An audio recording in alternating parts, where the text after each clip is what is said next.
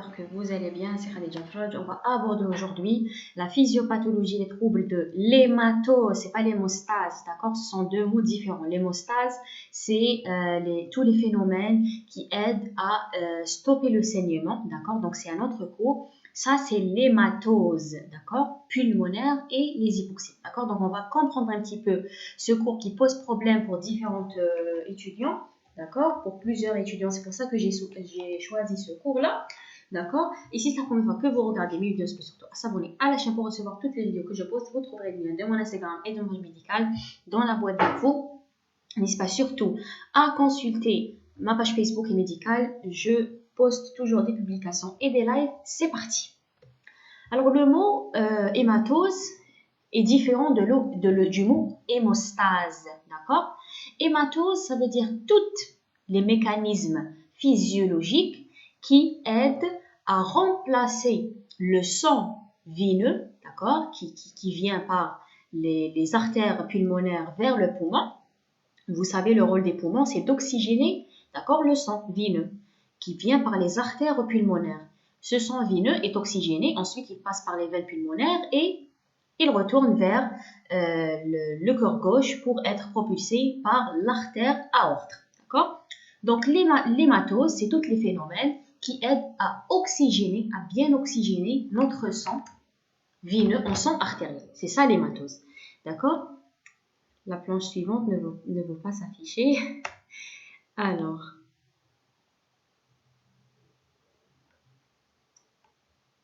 voilà, donc l'hématose, c'est l'ensemble des phénomènes qui permettent les échanges gazeux entre le sang et l'alvéole pulmonaire, qui permettent justement l'oxygénation du sang, d'accord? Donc le sang va s'épurer de son CO2 vineux et bien sûr, il va se remplir de l'oxygène. Donc le CO2 vineux va vers les alvéoles pour l'expiration et l'oxygène dans le sens contraire des alvéoles vers le sang pour être oxygéné, pour oxygéner le sang. Donc, pendant l'inspiration et la contraction du diaphragme va baisser la pression intrapulmonaire par rapport à la pression atmosphérique et réalise une aspiration d'air dans les poumons. D'accord? Parce que c'est logique que l'air passe d'un milieu à pression haute vers un milieu à pression basse. Quand la pression intrapulmonaire elle est haute par rapport à la pression haute atmosphérique, jamais on peut faire une inspiration. D'accord? Donc, pour faire l'inspiration déjà, il faut que la pression dans les poumons soit inférieure à la pression exercée par l'atmosphère. Ça veut dire quoi? Ça veut dire par la pression exercée par les gaz sur le plan de la mer. D'accord? C'est ça la pression atmosphérique. Pendant l'expiration, le diaphragme se contracte qui va augmenter. Donc, il faut savoir que le diaphragme, c'est le principal muscle inspirateur. D'accord? D'accord? Et bien sûr, pendant l'expiration, le diaphragme va décontracter, ce qui va augmenter les pressions il faut savoir quand le diaphragme se contracte, il va s'abaisser, d'accord? Il va vers le bas, d'accord? Quand il va vers le bas, comme vous voyez là, ben la pression là, elle va diminuer. Quand la pression là, elle va diminuer par rapport à la pression atmosphérique, ce qui nous permet de faire l'inspiration. Dans le cas contraire, quand il se décontracte, il va vers le haut. Quand il va vers le haut, il va exercer une pression sur la cage thoracique, d'accord, sur les poumons. La pression là devient supérieure à la pression là, et donc ça nous permet de faire l'expiration. D'accord? Très bien. Bien sûr, la durée de l'inspiration est 2 fois plus élevée que la durée de l'expiration. Bien sûr, il faut savoir que l'air qu'on inspire ne contient pas que l'oxygène. Il contient la majorité de l'azote. Ben oui, il contient que 21% d'oxygène. Et vous voyez, 79% d'azote et bien sûr d'autres gaz, notamment le CO2 aussi. D'accord? Donc l'air qu'on inspire ne contient pas que de l'oxygène, il contient en grande fraction de l'azote et en deuxième position l'oxygène à 21%. D'accord? C'est l'air qu'on inspire. D'accord? Il faut savoir que ces différentes gaz, c'est-à-dire l'oxygène, l'azote, CO2, etc., constituent l'air qu'on inspire. Et bien, l'air qu'on inspire exerce une pression sur le niveau de la mer. Chaque gaz exerce une pression sur la mer. Et bien, cette pression, elle est comptée à 760 mm mercure, qu'on appelle la pression atmosphérique. d'accord, qu'on appelle la pression atmosphérique. Vous voyez que l'air atmosphérique, donc l'air qu'on inspire, est un mélange de plusieurs gaz, l'azote, l'oxygène, l'AR, je ne sais pas c'est quoi, je ne sais pas c'est quoi, et le CO2 et vapeur d'eau, d'accord? Très bien. Bien sûr, chaque gaz entre eux exerce une pression. Donc, on a la pression totale, c'est 760 mmHg. Donc, sachant que l'oxygène est 21%, donc par un simple calcul, on trouve que la pression de l'oxygène dans l'air atmosphérique, donc déjà l'oxygène lui-même, exerce une pression de 160 mmHg sur le niveau de la mer. D'accord? Très bien. Bien sûr, sans passer dans les détails, l'air, quand il passe à l'intérieur de l'arc trachéal ou à l'intérieur de nos voies aériennes supérieures, la pression, il faut savoir qu'elle va s'abaisser un petit peu. Et donc, même la pression en oxygène va s'abaisser. D'accord? Elle va chuter, vous voyez, elle va passer de 160 à 150 mmHg. D'accord? Et bien sûr, au niveau alvéolaire, elle va chuter encore plus, d'accord? Parce qu'elle va être mélangée avec l'air de l'espace mort et donc la pression la pression de l'oxygène par rapport au volume total de l'air qui est nouveau. Donc, il faut savoir que dans les voies aériennes, il y a une quantité d'air non mobilisable, c'est-à-dire qu'elle ne passe pas vers la circulation artérielle, la circulation sanguine, ce qu'on appelle l'espace mort anatomique. C'est-à-dire cette quantité d'air qui ne passe pas vers le sang. Et justement, il n'y a pas de sang pour passer vers. Quand il y a les alvéoles, il y a du sang et toutes les gaz qui se trouvent au niveau des alvéoles vont passer vers le sang. L'oxygène, désolé, principalement, va passer vers le sang. Mais au niveau, par exemple, de la trachée, au niveau des voies aériennes supérieures, il n'y a pas le sang, il n'y a pas des vaisseaux sanguins pour faire les échanges, d'accord? L'air qui ne passe pas vers la circulation sanguine, malgré qu'il existe, on appelle ça l'espacement anatomique. D'accord? Donc, vous voyez la pression au niveau alvéolaire, la pression de l'oxygène seulement au niveau des alvéoles va encore chuter et elle va atteindre 100 mmHg au niveau des alvéoles. Voilà. Donc, on retrouve au niveau des alvéoles à une pression en oxygène à 100 mmHg. D'accord? Très bien. Donc, l'oxygène qui est là va aller vers le côté pour oxygéner le sang veineux et bien sûr le CO2 va aller vers les alvéoles. Voici la membrane alvéolo-capillaire, ça les massifs globules rouges, ça c'est le capillaire, d'accord? Ça c'est les alvéoles, ça c'est l'endothélium capillaire. L'endothélium capillaire et bien sûr vous savez que les alvéoles sont formés de pneumocytes de type 1 et de pneumocytes de type 2. Les pneumocytes de type 1 sont majoritaires et les pneumocytes de type 2 qui sont intercalaires entre les pneumocytes de type 1 qui sécrètent le surfactant, d'accord? C'est ça la membrane alvéolo-capillaire. C'est une membrane qui doit être fine, d'accord? Parce que pour laisser passer l'oxygène des alvéoles vers les capillaires, d'accord? Très bien. Bien sûr, par une simple diffusion. Pourquoi par une simple diffusion? Parce que c'est un jeu de pression. Seulement la pression oxygène au niveau des alvéoles, elle est très importante par rapport à la pression oxygène au niveau des capillaires, ce qui va laisser passer notamment l'oxygène vers les capillaires. Très bien. Donc, les troubles de l'hématose par définition, c'est quoi? C'est l'insuffisance respiratoire qui va aboutir à un défaut d'oxygénation. C'est de l'anarchie, cette définition. C'est quoi? C'est pas de l'anarchie, mais on comprend rien par cette définition. Je vais vous simplifier les choses. Alors, trouble de l'hématose, c'est tous les troubles de l'oxygénation du sang veineux qui vont aboutir à une hypoxémie dans la majorité des cas. D'accord? Et la capnie, c'est-à-dire la concentration de la pression du CO2 au niveau du sang, va être variable. On peut avoir une capnie qui est normale, on peut avoir une capnie qui est augmentée, l'hypercapnie, on peut tomber sur l'hypocapnie. Mais généralement, dans les maladies, les pathologies qui causent un problème de l'échange normal du gaz entre l'alvéole et le sang, d'accord, c'est des pathologies qui causent généralement une hypoxémie. C'est quoi l'hypoxémie? Hémie, c'est-à-dire le sang, c'est-à-dire une diminution de la pression artérielle en oxygène. D'accord? La pression artérielle en oxygène inférieure à 80 mmHg et même la définition de la saturation artérielle en oxygène inférieure à 95%. D'accord? C'est ça l'hypoxémie. Il faut différencier l'hypoxémie de l'hypoxie. L'hypoxémie, c'est la diminution soit de la pression artérielle, soit de la saturation en oxygène dans le sang artériel. D'accord? Petit a, c'est artériel. Maintenant, l'hypoxie, c'est la diminution d'oxygène qui est délivrée aux tissus, aux cellules. C'est-à-dire les cellules ne reçoivent pas assez d'oxygène pour un métabolisme suffisant. D'accord? C'est ça l'hypoxie. Et justement, une hypoxie ne signifie pas justement qu'il y a une hypoxémie forcément. C'est-à-dire qu'on peut avoir une pression artérielle de l'oxygène tout à fait normale, c'est-à-dire il n'y a pas une hypoxémie, et on a un défaut de délivrance de l'oxygène vers les cellules, c'est-à-dire on a une hypoxie. Exemple, l'anémie. L'anémie, la quantité d'oxygène, elle est normale dans le sang, mais comme il y a peu de globules rouges, les globules rouges n'arrivent pas à délivrer l'oxygène vers les cellules en quantité suffisante, parce qu'il y a cette anémie, et donc on tombe dans l'hypoxie, ce qui explique que ces patients ont des problèmes respiratoires à l'effort, etc.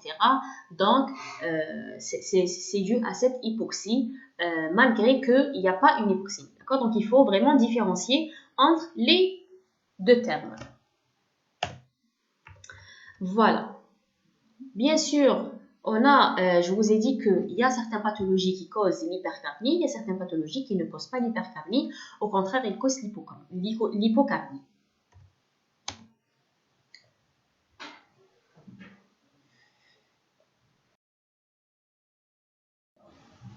Alors, concentrez-vous très bien avec moi parce que c'est la partie que je juge la plus importante dans le cours. Si vous comprenez cette idée, tout sera très clair dans votre tête. D'accord?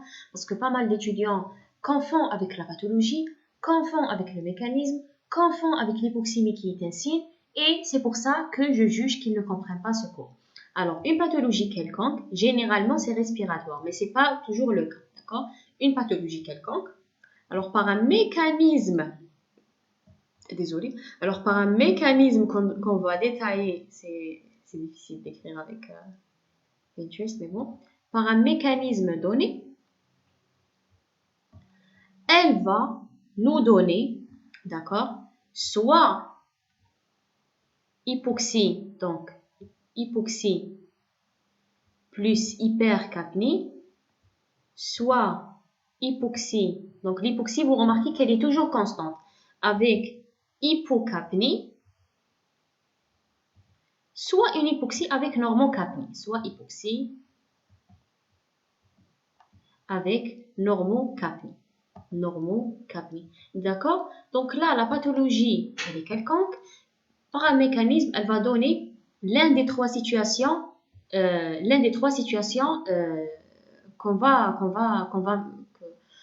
vient de citer. Maintenant, ces situations, c'est-à-dire l'hypoxie, l'hypocapnie, ce sont des signes, ce ne sont pas des pathologies.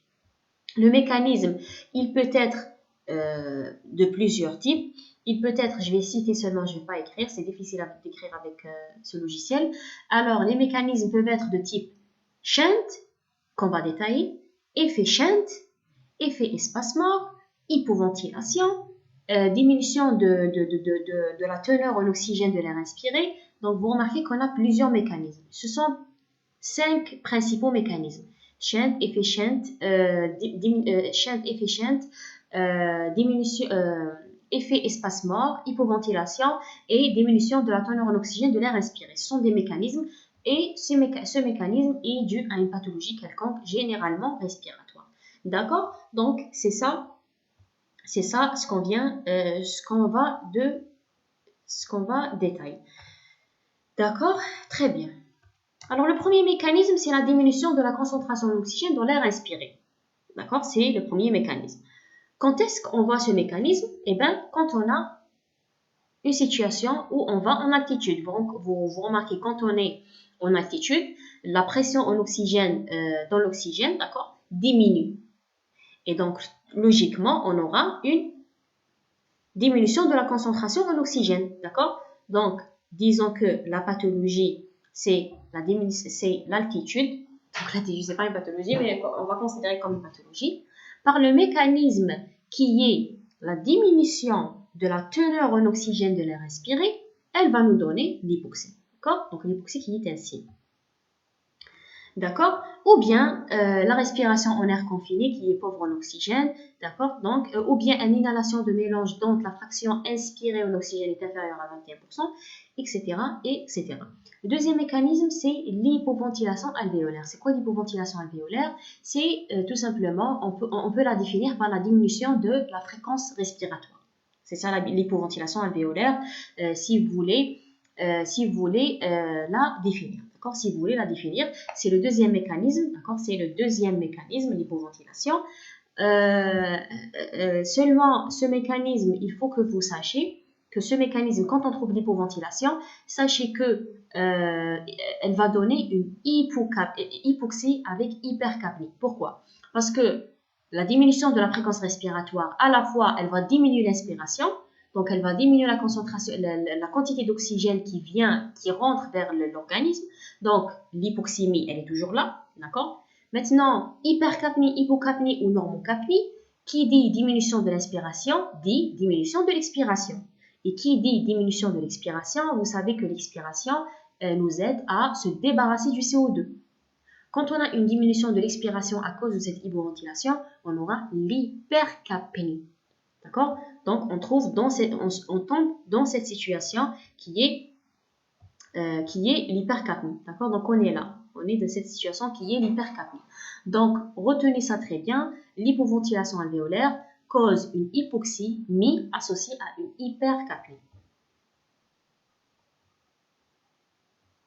Bien sûr, l'hypoventilation alvéolaire, ce n'est pas une pathologie, c'est un mécanisme et ce mécanisme peut être retrouvé dans plusieurs pathologies où on a l'hypoventilation alvéolaire, c'est-à-dire la diminution de la ventilation alvéolaire, notamment les atteintes soit du sonde respiratoire, soit les muscles respirateurs dans le cas par exemple du myasténie, soit l'atteinte de la plèvre, soit atteinte osseuse de la cage thoracique où l'os exerce une pression sur la cage thoracique et ne laisse pas les poumons se gonfler d'oxygène, se gonfler d'air comme d'habitude. Donc, toutes les situations qui causent une hypoventilation.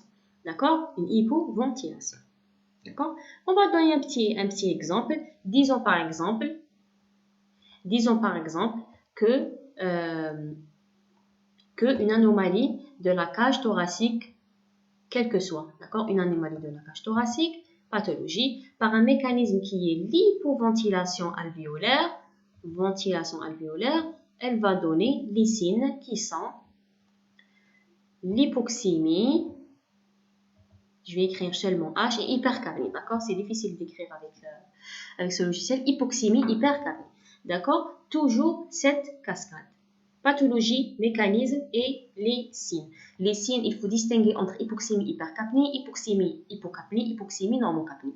Généralement, il n'y a pas de situation où on a une hypoxémie, normocapnie. C'est soit hypoxémie, hypercapnie, soit hypoxémie, hypocapnie. D'accord? Très bien. Bien sûr, l'oxygène traitement corrige l'hypoxémie, mais peut aggraver l'hypoventilation alvéolaire en supprimant le stimulus hypoxique. Parce que généralement quand on a une hypoxémie, ça va stimuler le centre respiratoire à faire une hyperventilation pour compenser cette hypoventilation. Donc il faut savoir que cette hypoxémie, elle est corrigée sous oxygène, mais elle peut bien sûr inhiber le centre respiratoire encore plus et aggraver l'hypoventilation. C'est ça ce qui est écrit. D'accord? Le troisième mécanisme, il y a trois mécanismes intriqués. D'accord? Il y a trois mécanismes intriqués. Ces trois mécanismes intriqués sont regroupés sous le nom trouble de la diffusion des gaz à travers la membrane alvéolo-capillaire, ce qu'on appelle MAC, membrane alvéolo-capillaire. Sans entrer dans les détails, désolé, ça c'est le troisième mécanisme, d'accord? C'est pas les trois mécanismes intriqués, c'est le troisième mécanisme. Premier mécanisme, pour vous concentrer avec moi, la diminution de la teneur en oxygène de l'air respiré, et on a décrit les pathologies qui causent ça. Le deuxième mécanisme, c'est l'hypoventilation alvéolaire, et on a décrit les mécanismes qui causent ça. Le troisième mécanisme, c'est le trouble de la diffusion des gaz à travers la membrane alvéolo-capillaire, c'est-à-dire il y a un problème de la membrane alvéolo-capillaire. D'accord? Soit épaississement de la membrane alvéolo-capillaire, etc., etc. L'essentiel qu'il y a un problème au niveau de la membrane capillaire dans le cadre par exemple de la fibrose. La fibrose qui est une pathologie, c'est-à-dire il y a accumulation de fibres, généralement de collagène qui s'insère entre cette membrane alvéolo-capillaire qui la rend épaisse et bien sûr ça gêne la diffusion du gaz à travers la membrane alvéolo-capillaire. D'accord? Très bien. Le quatrième mécanisme, c'est le trouble du rapport ventilation sur perfusion. Et dans ce mécanisme, on a plusieurs types. Il faut savoir, il faut comprendre au départ, c'est quoi le rapport V sur P, c'est-à-dire le rapport ventilation sur perfusion. Alors, le rapport ventilation sur perfusion, c'est tout simplement la quantité d'air qui rentre dans les alvéoles sur la perfusion, d'accord? Donc, normalement, ventilation alvéolaire et le débit cardiaque sont en proportion égale. Q, c'est-à-dire perfusion, c'est-à-dire le débit cardiaque ou le débit sanguin qui arrive aux alvéoles. Parce qu'il ne suffit pas que les alvéoles soient fonctionnelles, il est nécessaire que les alvéoles reçoivent une quantité de sang pour que le sang soit oxygéné. D'accord? Donc, et ce rapport ventilation sur perfusion, il est généralement égal à 1. D'accord? Approximativement égal à 1, c'est-à-dire qu'il y a toujours une balance entre la quantité d'air qui est contenue dans les alvéoles et la quantité de sang qui passe vers les alvéoles. J'espère que c'est logique. Il arrive que dans certains cas, on a des troubles de ce rapport et ces troubles sont de 3 types qu'on va les décrire. Le premier rapport, ça c'est le rapport normal. Vous voyez que les alvéoles doivent contenir une quantité normale d'oxygène et bien sûr, la quantité de sang qui passe vers les alvéoles doit être normale, ni diminuée ni augmentée. Donc le rapport, vous voyez que c'est 0,8 à 1, donc c'est approximativement 1 et c'est un rapport qui est tout à fait normal. Maintenant les troubles, on a déjà décrit qu'ils sont de 3 types, soit un shunt, c'est-à-dire un shunt vrai. On va détailler ce qui est un shunt. C'est ça, les étudiants, généralement, ils ont des problèmes à comprendre ces 3 mécanismes. Shunt, soit effet shunt. Quand on dit effet, c'est-à-dire ça rassemble un petit peu au shunt. Effet shunt et effet espace mort. D'accord? Effet espace mort. On commence avec le shunt. Il faut savoir qu'est-ce que c'est que le shunt, tout d'abord.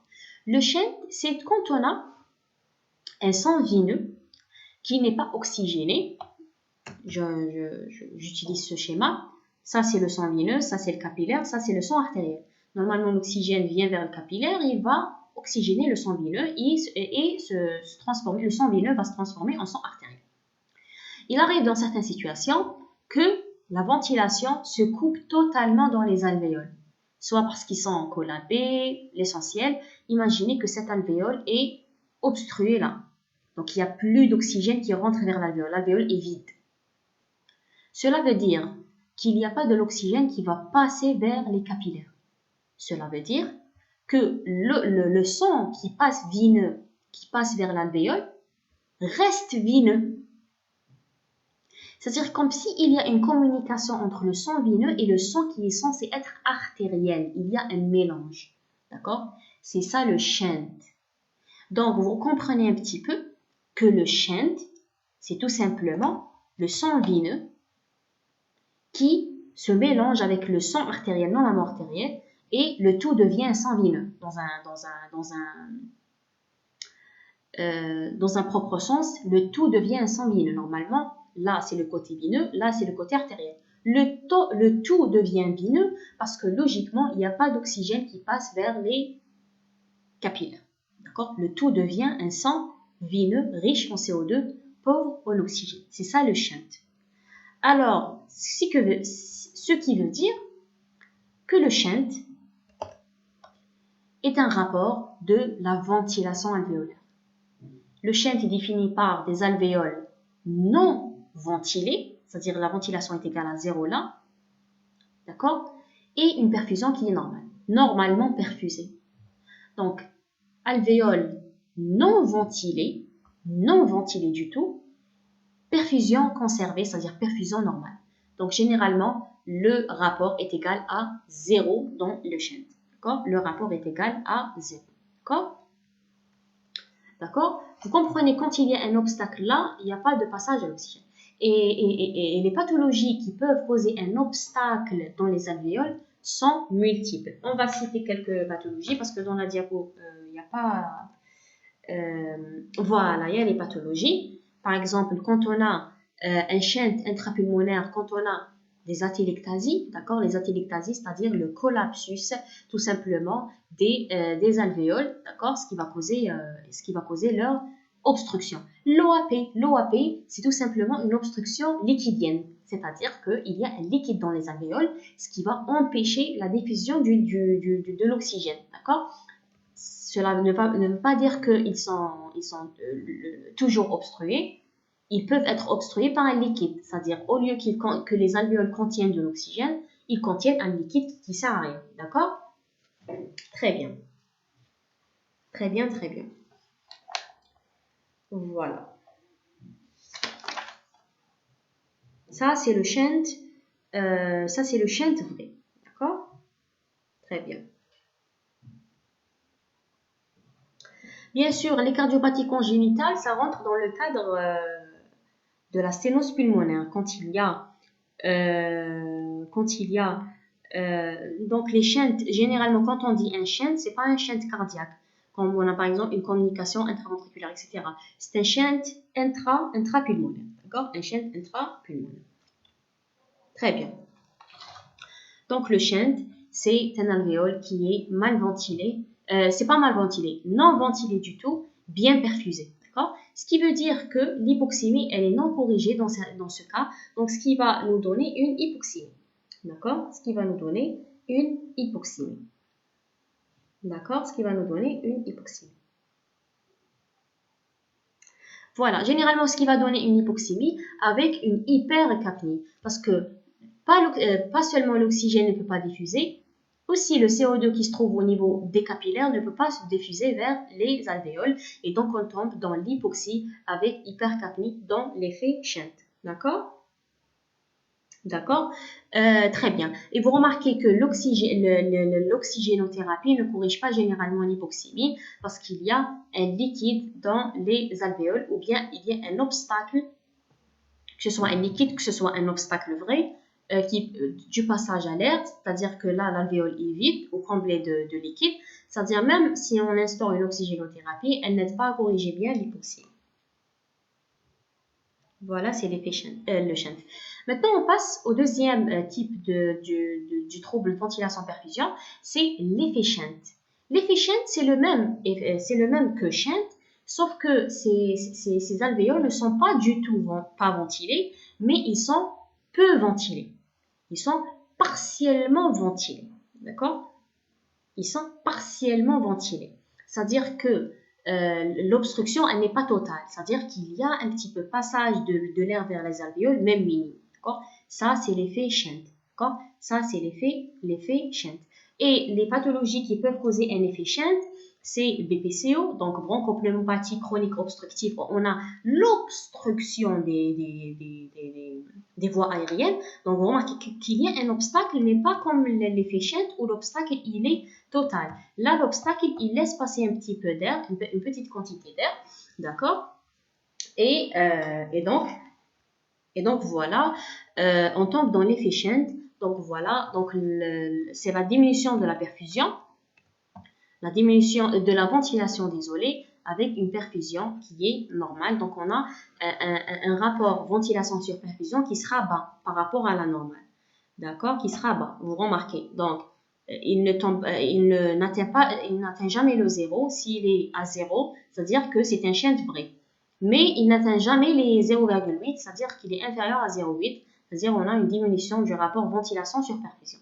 D'accord? Donc, l'effet shunt, par définition, ce sont des alvéoles qui sont mal ventilés, on dit. C'est pas du tout ventilé. C'est pas ventilé ou non ventilé comme le shunt. C'est mal ventilé.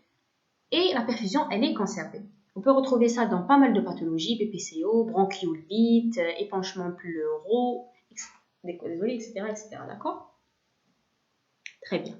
Le troisième, c'est l'effet espace-mort. L'effet espace-mort, c'est totalement différent de shunt et l'effet shunt. C'est l'inverse. L'effet espace-mort,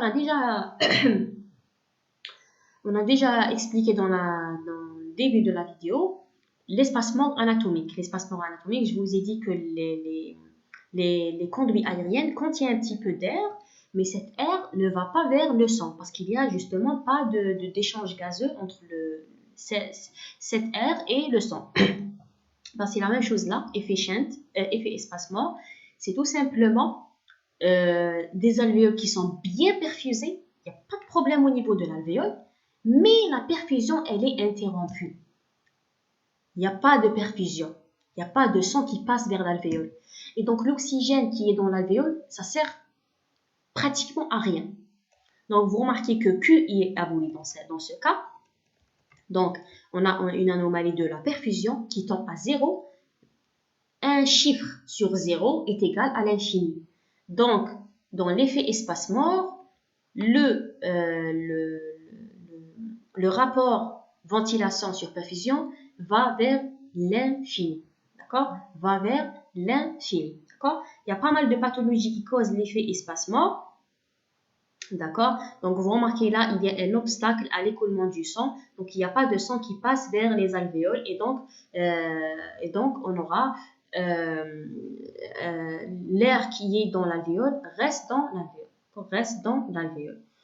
Très bien. Bien sûr, les conséquences, l'hypoxémie qui est non corrigée par l'oxygène, c'est-à-dire même si on instaure l'oxygène, toujours il n'arrive pas à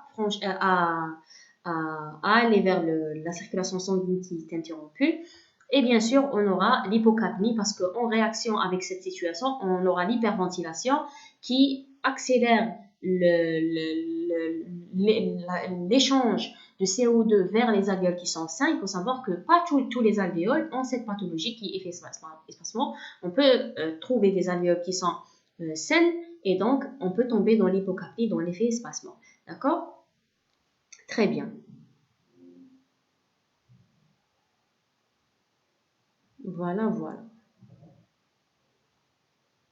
Donc là, la ventilation, la perfusion, elle est soit diminuée, soit interrompue totalement. Quand elle est diminuée, d'accord, dans ce chiffre qui est vraiment diminué, quand on divise un chiffre qui est grand sur un chiffre qui est vraiment petit, donc le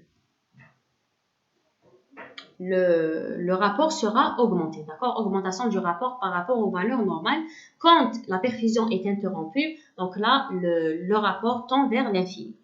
D'accord? Très bien. Bien sûr, normalement, on aura une hypercapnie parce que le sang, ni l'oxygène arrive au sang, donc hypoxie déjà, ni le CO2 arrive à se vider, donc hypocapnie. Mais je vous ai dit que la réaction de l'organisme, c'est l'hyperventilation. Et l'hyperventilation, généralement, elle ne corrige pas l'hypoxie. D'accord? Parce que même si on hyperventile, c'est-à-dire on augmente nos fréquences respiratoires, l'oxygène qui est là reste là. Mais par contre, on a le CO2 qui arrive à franchir la barrière et donc on tend vers l'hypoxie, d'accord, dans les alvéoles qui sont sains. Voilà. Donc normalement, on a une hypoxie avec une hypercapnie, mais elle est souvent masquée par l'hyperventilation. Voilà.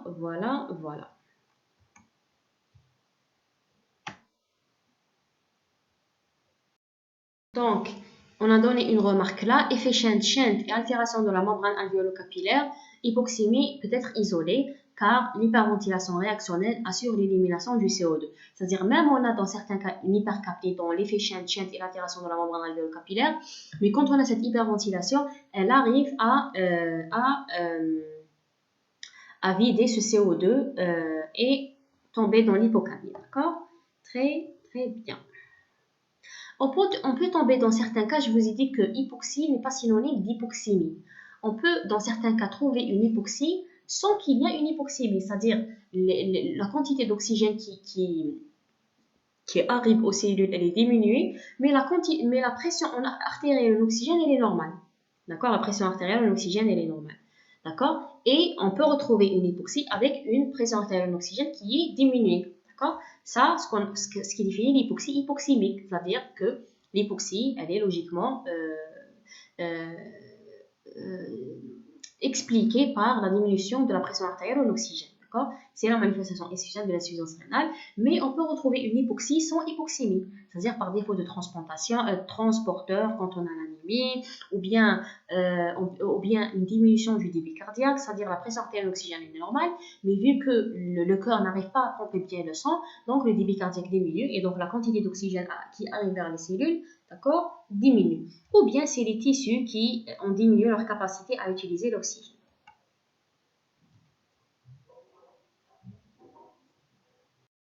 Voilà, on a essayé de décortiquer les choses les plus importantes dans ce cours. J'espère que ce cours était bénéfique pour vous. J'ai oublié juste de vous dire que quand on a par exemple un effet espacement, j'ai oublié de vous citer les pathologies qui causent l'espacement, l'effet espacement. On a déjà dit qu'il y a une obstruction là. Quand on a par exemple une embolie pulmonaire massive.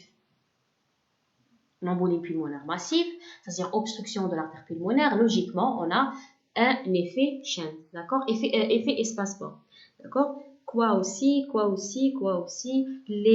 l'emphysème pulmonaire bulleux, c'est-à-dire des bulles géantes, d'accord? Peut causer un effet espacement, d'accord? Aplasie congénitale unilatérale de l'artère pulmonaire. Donc tout ça peut causer un effet espacement. J'espère que ce cours était bénéfique pour vous. N'hésitez pas surtout à s'abonner pour recevoir toutes les vidéos que je poste, bien sûr. À la prochaine.